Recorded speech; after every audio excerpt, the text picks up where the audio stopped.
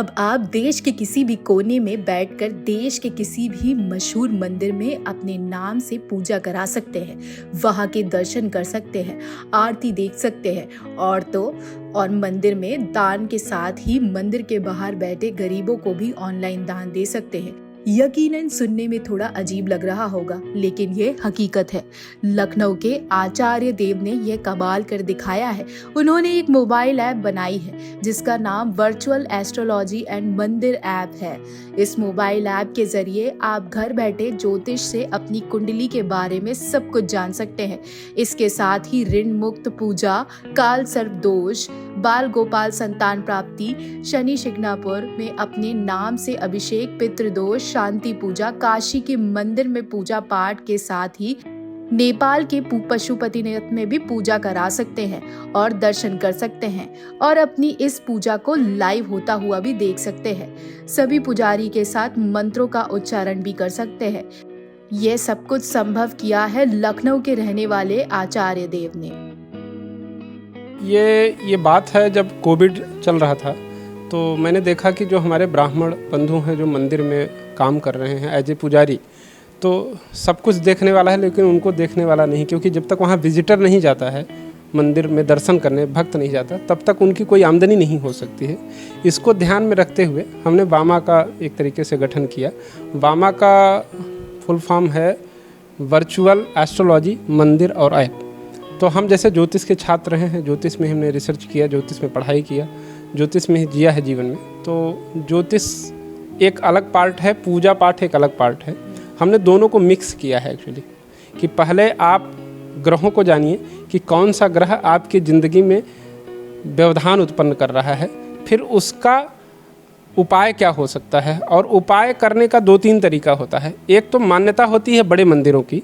जब आप किसी बड़े मंदिर में जा कर के, सपोज करिए कि आपकी कुंडली है मांगलिक दोष है, तो मंगल का जन्म स्थान उज्जैन महाकाल के पास एक मंगलनाथ का मंदिर है, तो अगर आप वहाँ अपना उपाय कराते हैं तो डेफिनेटली दोष के दूर होने की संभावनाएं होती हैं।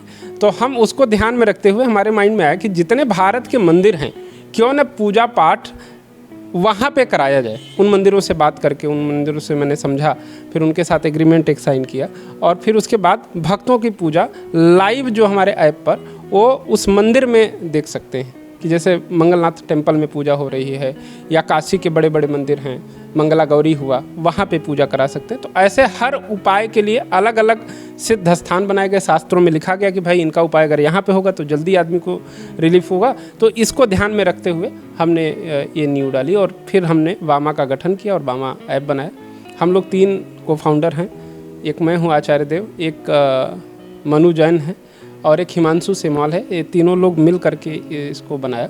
और अब क्योंकि मैं इसी स्पिरिचुअल पार्ट से आता हूँ, तो ये सारा काम एक तरीके से मैं ही इसको देखता हूँ कि कैसे मंदिर में पूजा होगी, कौन कौन सी पूजाएं कराई जा सकती हैं, कौन सी पूजा ज़्यादा इफ़ेक्टिव होती है। जैसे जन्माष्टमी अभी आ रही है, आगे और भी बहुत सारे इवेंट्स आते रहते हैं, उसको देखते हुए कि क्या क्या कर सकते हैं, ये हम ही डिसाइड करते हैं, फिर उसको आगे एग्जीक्यूट कराते हैं। तो आप अभी प्ले स्टोर पे या एप्पल स्टोर पे आप जा करके वामा टाइप करेंगे तो आपको एक ऐप दिख जाएगा। फिर ऐप को आप वहीं से डाउनलोड कर लीजिए। डाउनलोड करने के बाद उसकी कुछ फॉर्मेलिटीज़ होती हैं कि आप वहाँ पे नाम, अपना मोबाइल नंबर है सब डालिए, ईमेल आईडी। उसके बाद आप रजिस्टर हो जाते हैं। उसके बाद आपके पास एक ऑप्शन है कि आप एस्ट्रोलॉजर से अगर बात करना चाहते हैं तो 4 मिनट फ्री होता है। आप 4 मिनट टेस्ट कर सकते हैं एस्ट्रोलॉजर को कि कैसा बता रहा है।